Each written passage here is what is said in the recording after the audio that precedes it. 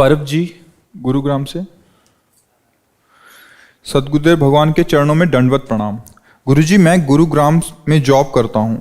वहाँ पर जो लोग प्याज लहसुन ना खाते हों वो तो मिलना दूर की बात, वहाँ ढूंढना पड़ता है कि जो नॉन वेज या शराब ना खाते पीते हों।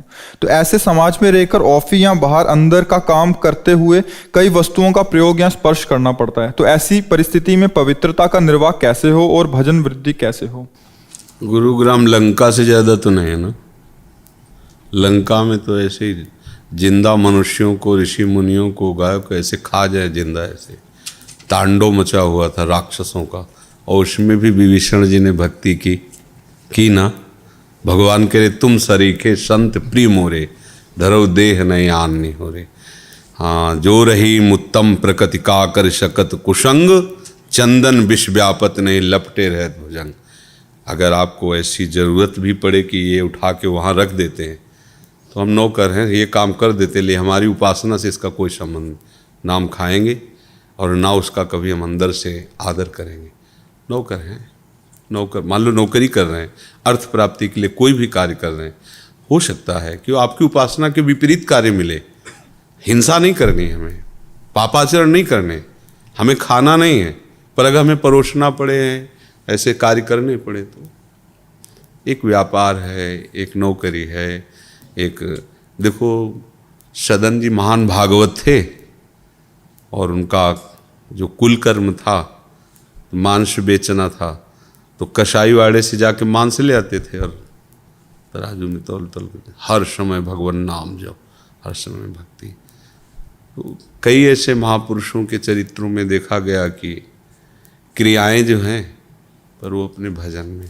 तो ऐसे कहीं भी रहो, अपनी निष्ठा से रहो। अभक्ष पदार्थ आप मत खाओ। अगर कहीं ऐसा अवसर पड़ता है कि भाई, तो उसमें भक्ति अंतर का विषय है, प्रभु से हम प्यार करते हैं। तो अब जैसे वहाँ बहुत ज़्यादा भक्ति का बाहरी प्रकाश करते तो विरोध हो जाता विभीषण जी का। बड़ी चतुराई से गुप्त ही भजन करते रहे अंदर। रावण के सामने उसकी, वो तो बड़े भाई भी था और राजा भी था, और ये प्रधानमंत्री थे श्री विभीषण जी। उत्तम सलाह देते, बहुत अपनी भक्ति को छुपा के रखते। तो जिनको जानना वो तो जान ही रहे थे ना प्रभु की कैसा भक्त। देखो प्रभु से मिल गए जाके। तो अपने को भक्ति का भाव अंतर सुरक्षित रखते हुए जो कार्य हमें पापाचरण में न रत करे, ऐसा कार्य हम कर सकते हैं। खान पान विभाग हम नहीं खाएंगे, पर अगर हमें सेवा करनी पड़ रही तो फिर, क्योंकि अब तुम कहो कि हमको केवल ऐसा ही कार्य मिले तो फिर बड़ा मुश्किल है। आज का आधुनिक समय है, पैसों की ही सारी की सारी बातें हैं। अगर आपको कुछ भी पानी भी पीना तो पैसे से ही पीना है, नहीं पानी बिकने लगा। पहले गांव में जब कहते थे ना कि देखना एक समय आएगा पानी बिकेगा, तो हंसी लगती थी। पानी कोई बिकने की चीज़ ऐसा लगता था। अच्छा, उस समय जब दूध कोई बेचता था तो लगा कैसा आदमी दूध बेचता है, अरे गाय का दूध कहीं बेचने वाली चीज़ होती है कभी ऐसा। अब तो पानी बिक रहा है। अर्थ के बिना आपका जीवन ही शून्य माना जाएगा। अर्थ प्रधान समय आ गया है। तो जैसे बने वैसे परिवार का पोषण करो भगवत स्वरूप मान के। खुद गलत मत करो, गलत खाओ पियो मत, और आधा राधा अंदर से जपते रहो, आगे बढ़ते रहो। भक्ति छुपा के करो। अब ऐसा नहीं तो जहाँ विरोध करोगे तो घर में ही ऐसे हैं भाई। 4 भाई हैं तो एक भाई ठीक से चल रहा है, 3 भाई शराब पी रहे, मांस खा रहे हैं। अब क्या करें, उनसे लड़े क्या? उसे चाहिए कि अपनी भक्ति बचा के चुपचाप भजन करो। अपने अपने कर्म का फल सबको भोगना पड़ता है। को न काहू के सुख दुख कर दाता, निज कृत कर्म भोग सुन भ्राता। सब अपने यहाँ कर्म भूमि है। आप अपने खेत में जो बोएंगे वही आपको मिलेगा, वो जो बोएगा उसको मिलेगा। अब हम ऐसा तो नहीं कर सकते कि हम जो चाहते हैं वही सब करें, ऐसा नहीं हो सकता। हम जो चाहते हैं वो हम करें। हमारा कोई अनुगमन करना चाहता है तो मुझसे निवेदन कर देते कि हम ऐसे चलते हैं। हमारा जोर नहीं कि हम जैसा चाहें वो, ऐसा नहीं। भगवान का खेल है, माया है भगवान की। सब अपने अपने राग रंग में मस्त हैं। अगर कोई तुमसे पूछता है कि तुम बड़े आनंदित रहते हो, तो आप बता सकते हो कि हमने प्रियाजू का आश्रय लिया, प्रभु का आश्रय लिया है। गलत भोजन नहीं करते, गलत चेष्टाएं नहीं करते, नाम जप करते। भगवान की कृपा से हृदय शांत रहता है। अगर वो चलना चाहे तो उसे मार्ग भी बता दिया। हाँ, अपनी जबरदस्ती नहीं दिखानी, हम तो भक्त हैं, ऐसा यहाँ ऐसा नहीं हो सकता, नहीं ऐसा नहीं चलता। ये संसार है, अपने को छुपा करके भक्ति करो और अपने को सही रखो। बस अपने को सही रखने के लिए फिर ढिलाई मत करो। हम दूसरों को क्या संभाल सकते हैं, भगवान जाने जो जैसे चले। नहीं, तेरे भावे जो करे भलो बुरो संसार, नारायण तू बैठ के अपनो भवन बुहार। हमें भक्ति मिली अपने हृदय को निर्मल करने की। हाँ, कोई हमसे दोस्ती करता है, चलना चाहता है तो हम बता देते हैं, नहीं करता तो हम उसका विरोध भी नहीं करेंगे। आपका चयन किया हुआ मार्ग है, पसंद है, बाजार है। अब हम ये थोड़ी कि हमें जो पसंद हो वही सब कोई खरीदो, नहीं, बाजार है, आपको जो मना है सो आप खरीदो, हमें जो मना रहा सो हम खरीद रहे। समझ रहे ना। सुखवीर जी, श्री हरिवंश महाराज श्री, आपके श्री चरणों में मुझे अदम का कोटि कोटि प्रणाम। हे भगवान, मैं आपका सत्संग बहुत दिनों 3-4 साल से सुन रहा हूँ, जिसका जीवन में बहुत बदलाव भी हुआ है। गुरुदेव, मैं अभी कहीं से दीक्षित नहीं हूँ, पर सीताराम नाम जप करता हूँ। क्या बिना दीक्षा से इस नाम से मेरा कल्याण हो जाएगा? विश्वास करो, नाम से सब कल्याण हो जाता है। नाम महामहिम है। नाम में तुम रति करो, अगर नाम ही को जरूरत होगी तुम्हें दीक्षा दिलाएं तो तुम्हारी बुद्धि बदल देगा। कई बार सत्संग में कहा, नाम का फल है सच्चे सदगुरुदेव की प्राप्ति होना, और सदगुरुदेव प्रदत्त नाम का फल है इष्ट में प्रेम हो जाना। तो नाम जप कर रहे हो, मार्ग में हो, भगवान अगर कृपा करेंगे तो मार्ग मिल जाएगा। हाँ। एक के सिन्हा, श्री सदगुरुदेव भगवान के चरणों में कोटि कोटि प्रणाम। भगवान, मैं बहुत नीच और अधम हूँ, मुझ पर कृपा करें। प्रभु, मेरे साथ मेरे शरीर की धर्मपत्नी भी आई है। हम दोनों का शरीर क्रमशः रेल ड्राइवर तथा शिक्षिका के रूप में कार्यरत है। हम दोनों संत मत से दीक्षित हैं। समस्त गुरुदेव मेरे ईश्वर ही हैं, ऐसा भाव गुरु कृपा से है। अतः आप कृपा करें कि प्रभु हम दोनों नौकरी छोड़कर वृंदावन वास करें। अब प्रभु कुछ नहीं चाहिए, सिर्फ आप चाहिए। बहुत अच्छी बुद्धि काम कर रही है। अब देख लो, आपका परिवार निर्वाह हो जाए, वृंदावन वास, तो अब आर्थिक बाहुल्य समय है कि आप यहाँ एक कमरा ले सको, और इतना अर्थ हो कि आप उसके ब्याज आदि से, या हमें लगता है ऐसी नौकरी होगी पेंशन आदि मिलती है क्या, तो बढ़िया, फिर क्या, छोड़ो वृंदावन। पेंशन का समय हो गया है? 5.5 साल नौकरी हो गया, तो इसमें पेंशन मिल जाती है? हाँ, तो बढ़िया, छोड़ो, फिर क्या है। नहीं मिलेगा उसको छोड़ा देंगे। ठीक है, बिल्कुल। जीवन का परम लाभ भगवत प्राप्ति है। यदि ऐसा कर सको तो आपके ऊपर विशेष कृपा है। जी, आपका साल से प्रवचन सुनकर जी जी, तो हम वही करते रहे। गाड़ी चलाते चलाते, पैसेंजर गाड़ी चलाते हैं जी, चलाते चलाते वही तेरे आपको यहाँ 2 बार आ चुके, दूसरा बार 1 बार और जून में आए जी। हाँ, बहुत सुंदर। आप आए, आप धीरे से अपनी वो व्यवस्था कर लीजिए, आ जाइए, वृंदावन वास कीजिए, सत्संग सुनिए, नाम जप कीजिए। जीवन कुछ नहीं है, बेटी है शरीर का, उसका शादी हो जाएगा बस।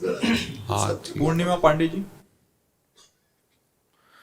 जय श्री राधा वल्लभ, जय श्री हित हरिवंश। महाराज जी, सादर प्रणाम। आज आपके दर्शन करके लगता है मानो साक्षात प्रिया प्रीतम के दर्शन हो गए। महाराज जी, मेरा और मेरे माता पिता का एक समाधान कर दीजिए।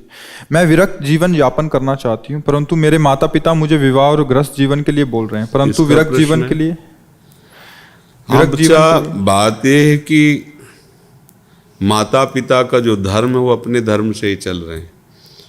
आप तो भगवत मार्ग में, इसलिए प्रणाम है आपकी भावना को। पर आज का जो समय है ना, बच्चे अपने माता पिता की अवहेलना कर रहे हैं, ये बिल्कुल ठीक नहीं। ये हम आपको लेके नहीं बोल रहे, पर बच्चे जो माता पिता की अवहेलना कर रहे हैं तो उनकी दुर्गति भी हो रही है। एक भी बात माता पिता की ना मानकर इधर उधर गंदे आचरणों तो काट के फेंक दिए, जला दिए गए, मार दिए गए। संसार स्वार्थी है, वो माता पिता जैसा प्यार नहीं करता।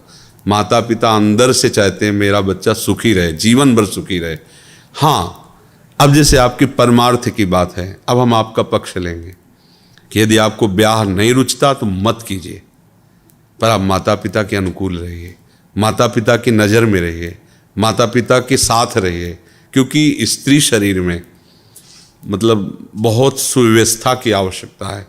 ये जो हम लोग असावधान, जैसे 100 का नोट या 5,000 का जो भी चलते हो नोट, 2,000 आप इसे रोड में छोड़ दीजिए, कोई ऐसा नहीं जिसका मन न चल जाए, क्योंकि वो संपत्ति दिखाई देती है। ऐसे शास्त्रों ने कहा है कि आकर्षणकारी जो भी हमारे, जैसे सोना चांदी रुपया पैसा खान पान, ये सब सामग्री आकर्षणकारी है, ऐसे शरीर भी परस्पर आकर्षणकारी। तो मुझे शास्त्र सम्मत बात ये लगती है कि बच्चों को सदैव अपने बड़ों के शासन में रहना चाहिए। अगर वो शासन नहीं स्वीकार करेंगे तो अभी बच्चे हैं, वो प्रमाद स्थिति में ऐसे गलत काम कर बैठेंगे जिनका उनको जीवन में बहुत बड़ा दंड भोगना पड़ेगा। आजकल के बच्चे इस बातों को समझ नहीं रहे, आधुनिकता को स्वीकार कर रहे हैं, माता पिता को, तो अब माता पिता क्या करें, शांत हो जाते हैं। आपका तो भागवतिक मार्ग है, हम आपको नहीं करें, पर प्रायः माता पिता के विरुद्ध आचरण बच्चे कर रहे हैं, बिल्कुल ठीक नहीं है। कोई भी ऐसे कोई राक्षसी प्रवृत्ति के माता पिता होंगे जो अपने बच्चों का अहित करें, नहीं तो प्रायः माता पिता का भाव यही रहता है कि हमारी सोच रहती कि हम ये चीज़ खेलें, लेकिन उनको लगता है इसके खेलने में नष्ट हो जाएगा, ठीक नहीं है। तो माता पिता का आदर करें। आप वैराग्य भाव से भगवान मार्ग में चलना चाहते, इसलिए हम सपोर्ट करते हैं कि आप माता पिता की ये बात ना मानो कि ब्याह कर लो, क्योंकि अगर तुम्हारी इच्छा नहीं और तुमने ब्याह किया, ब्याह करने के बाद अगर विरोध वहाँ हुआ तो परिवार पूरा दुखी रहेगा, तुम भी असंतुष्ट रहोगी। अगर आपकी ब्याह में रुचि नहीं है, अच्छी बात है, पर माता पिता के अनुकूल होकर उनके सानिध्य में, उनकी दृष्टि में रहो और वैराग्य पूर्वक खूब भजन करो, भगवान का कृपा प्रसाद अनुभव करो। पर आज का समय जो है थोड़ा सावधानी का है। हम अपने उन्माद में, वासना के उन्माद में समझ नहीं पाते और ऐसे लोगों से मित्रता कर बैठते हैं जो केवल हमारे शोषण के सिवा और कुछ, उनके अंदर कोई प्यार नहीं, कोई समाज। तभी तो समाचारों में नहीं आता भाई आज यहाँ ऐसा हुआ, वहाँ मार के फेंक दिया, वहाँ कोई प्यार करता है? कौन प्यार जानता है? हमारी चमड़ी को देखकर, हमारे शरीर को देखकर भले प्यार करे, कोई हमसे प्यार करेगा? माता पिता, क्योंकि उनको लगता है ना मेरा बच्चा है। अब वो डांट रहे हैं कि तुम ये जो गलत कर ठीक नहीं है, उनका हृदय जल रहा है, पर वो बच्चा उन्माद के कारण नहीं समझ रहा, फिर परेशान हो जाता है। तो मुझे लगता है कि सब बच्चों को चाहिए कि अपने गुरुजनों की, बड़े जनों की आज्ञा का पालन करें। हाँ, जैसे आपका बात है तो आपका भाव उत्तम है, पवित्र है, इसलिए हम आपकी इस बात, अगर ब्याह नहीं करना चाहते तो माता पिता को भी जोर नहीं देना चाहिए, इसलिए कि आपने करवा दिया ब्याह। क्योंकि माता पिता को एक होता है कि समाज में होगी कि इज्जत की बात है ना, लड़की जवान बैठी ब्याह ही नहीं कर रहे, वो लोक व्यवहार के, लेकिन उसकी रुचि नहीं तो फिर वहाँ जा कर के द्वंद्व खड़ा हो जाएगा ना। उसकी भोगों में रुचि नहीं है, पति में रुचि नहीं, और सामने वाला जो पति बनेगा वो इसीलिए बनेगा कि हमारा गृहस्थ धर्म चले, तो झगड़ा होगा, तुमको भी असंतुष्टता होगी, उसको भी असंतुष्टता होगी। तो इसलिए अगर वास्तविक रुचि नहीं है, ऐसा जीवन में निर्णय कि मैं किसी पुरुष की तरफ काम भाव से नहीं देखूंगी, तो ठीक है, भगवत आराधन करते हुए माता पिता के सानिध्य में रहो, उनके अनुकूल रहो, उनके शासन में रहो, बढ़िया रहेगा। भजन करो, भजन करने के लिए तो मनुष्य जन्म मिला है। पुरुष नपुंसक नारीवा जीव चराचर कोय, सर्वभाव भज कपट तज मोहि परम प्रिय सोय। तो ऐसा है। तो महाराज जी, माता पिता की शरीर के बाद फिर उस साधक का क्या होगा? वो कैसे अपना जीवन किसके सानिध्य में भगवान के साथ, भगवान के साथ समझो, भगवान का सानिध्य। मीरा जी के पति भी पधार गए और देवर ऐसा भारी विरोध, निकल पड़ी। कोई जिंदगी में कहीं भी अगर आपने सुना हो कि मीरा जी को किसी ने काम भाव से टच किया है तो हमें बता देना। गिरधर का छत्र छाया कृपा का बना रहता, कोई ऐसे थोड़ी सीम की चाप सके को तासु बड़ रखवार रमापति जासु। ऐसा नहीं कि ये नहीं कि मतलब स्त्री शरीर तो कोई भी शोषण कर सकता है, सबका शासन करने वाला काल का भी महाकाल प्रभु है, ऐसा नहीं। एक से एक महान साध्वियाँ हुई। आप रसिक अनन्य माल पढ़े हो? गंगा यमुना बाई कर्मठी बाई कर्म, एक से एक महान। तो जो गंगा यमुना बाइयों में थी, इतनी सुंदर थी और नवयुवती ब्रह्मचारिणी। अच्छा, गरीबी से यहाँ वृंदावन में वास उस समय, तो वस्त्र भी ऐसे मलिन वस्त्र, वो स्नान करके यमुना जल लेकर ठाकुर सेवा के लिए अपनी कुटिया के लिए जा रही थी। वो हसन बेग सो क्या, अजीज बेग क्या नाम था उसका, अकबर सम्राट का भांजा था, तो वो आया हुआ था दौड़े पे अपने राजसीले। उसने देखा इतनी सुंदर नारी और ऐसे रह रही। सैनिकों से, मतलब जो उनके सलाहकार थे, उनसे कहा कि ऐसे इतनी सुंदर चूंकि भागवतिक सुंदरता होती है ना, और ब्रह्मचारिणी और भजन परायण, तो तेज था। बोले इतनी सुंदर और ऐसे रह रही अव्यवस्था में, इनको लाओ ना हमारी सेवा में।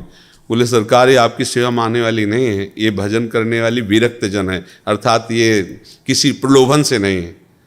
और उसका मन बिगड़ गया उनको देख करके। अब महल में गया तो उसने 2 वेश्याएं बुलाई और कहा जितना धन चाहोगे देंगे, उनको यहाँ ले आओ। अब बाई जी को अगर प्रभावित कोई कर सकता है तो भगवत चर्चा, वो बड़ी चतुर थी वेश्याएं, आई और ठाकुर जी की चर्चा करना और सुनना और प्रणाम न, अब रोज आने लगी। अब जब रोज आ पाओ तो एक परिचय हो जाएगा, फिर 2 दिन 4 दिन एकदम गोल हो जाओ, फिर आ पाओ तो क्या आपका स्वास्थ्य खराब था, क्या आप क्यों नहीं? ऐसे ही उन्होंने किया। तो उन्होंने पूछा कि आपका स्वास्थ्य खराब था, आप क्यों नहीं आई? तो उन्होंने कहा कि हमारे यहाँ एक बहुत बड़े संत आए हुए हैं, हम उनकी सेवा में थी और मुझे लगता है आपको भी दर्शन करना चाहिए। पहले उनका नहीं, सब संतों की कृपा से भजन चल रहा है वृंदावन से जाने। बोले नहीं, मथुरा पास ही तो हम लिवा चलेंगे, बहुत सुंदर चर्चा होती है भगवत चर्चा, और आप चलो, आप देखो प्रसन्न हो जाओगे, मेरी मित्रता के कारण चलो। तो संत हृदय उनका स्वीकृति दे दी। नई अवस्था थी, भजन में डूबी हुई। जी गई तो महल में बताया कि यहाँ, तो उनको लगा कि संत का महल और झोपड़ी से बराबर रहता है, जहाँ प्रभु रख दें, जैसे तो शायद होंगे धनी मानी जन, उनका आदर करके अंदर रख ले।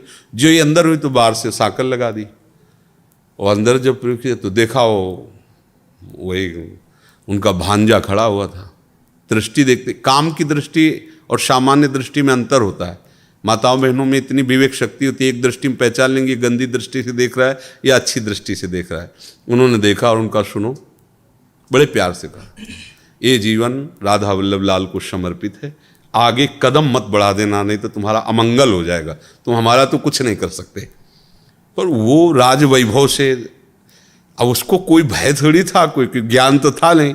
जे आगे बढ़ा, आँख मूंदा और श्री हरिवंश श्री हरिवंश श्री हरि, सामने बबर शेर प्रकट हो गया, दहाड़ बेहोश हो गया, पैजामा गीला हो गया उसका। और बाई जी अंतर ध्यान यहाँ वृंदावन में अपनी कुटिया में, बहुत बार ऐसा भयानक भय, वो आँख खोले तो डरे, आँख खोले तो डरे।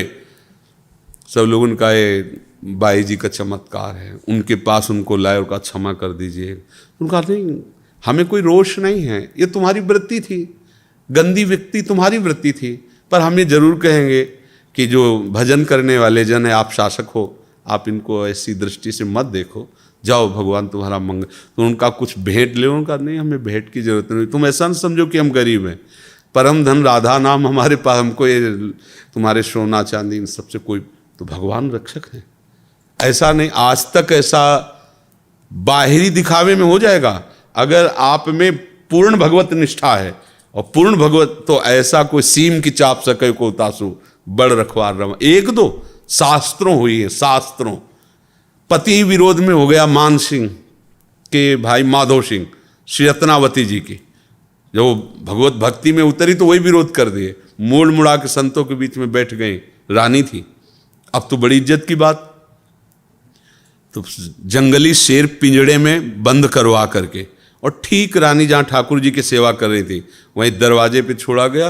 वो ऊपर बालकनियों में चढ़े हुए सब वो सैनिक देख रहे थे जो लाए थे सिंह को, और जे ही उनका पिंजरा खोला गया, सिंह दहाड़ कर निकला।